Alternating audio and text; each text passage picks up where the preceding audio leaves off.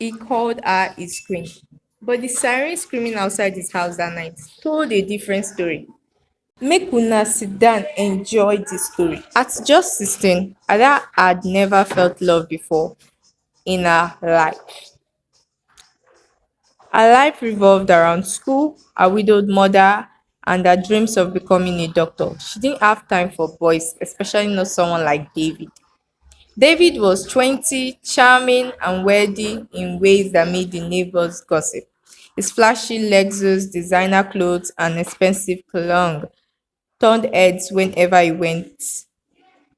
To Ada, it was everything she thought she didn't need. Until the day he stopped in front of her school. Hopping, he said, his smile as dazzling as his gold wristwatch. Ada hesitated. She had seen him around and heard the whispers, Yahoo boy, they said. But when he said, I'll take you anywhere you want, Queen, her heart skipped. Girls, okay. For the first time, she felt seen, special.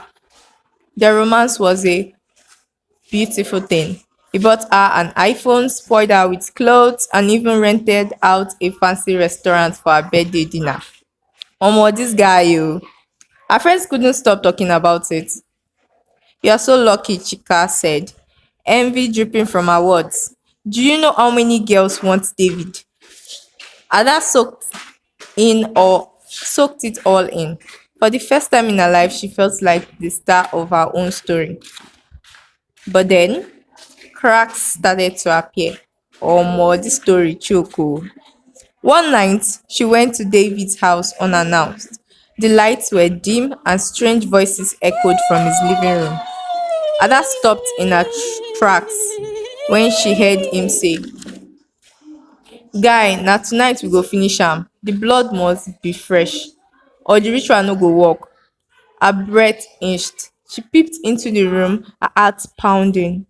David stood with two other men, holding a calabash, and in that calabash she saw a skull and a red bead with blood-stained clothes. Ada stumbled back, her mind racing. Was she the next target? Had everything, the gifts, the love, been a lie? Omo. The next day, David acted as if nothing had happened. Guys, fear men. He picked her up after school, calling her queen and slipping a new bracelet onto her wrist. But Ada couldn't shake the fear. If na me, I go run oh. Later that evening, she confided in Chika. Are you saying he's using you for rituals? Chika's voice trembled. I don't know, Ada whispered, clutching the bracelet tighter. Ha, I forget, you see they wear the bracelet. This took a darker turn when David showed up at her house. Omo, this guy know the rest too. Late at night, his knock was loud. Urgent. Ada, I need to see you, he called out. But something in his voice made her freeze. As the siren blazed outside his house hours later, Ada's worst fears were confirmed. David was dragged out by the police, handcuffed and disarmed. A neighbor whispered, they say he's a Yahoo boy. He has been using girls for ritual. The poor girl Ada must have been his next target. Ada stared at the bracelet on her wrist.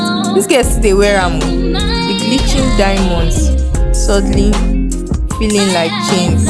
Omo. Was Ada really the target, or was David protecting her from something darker? Share your thoughts in the comments. Abeg make una share your thoughts because this story choke oh. Hey!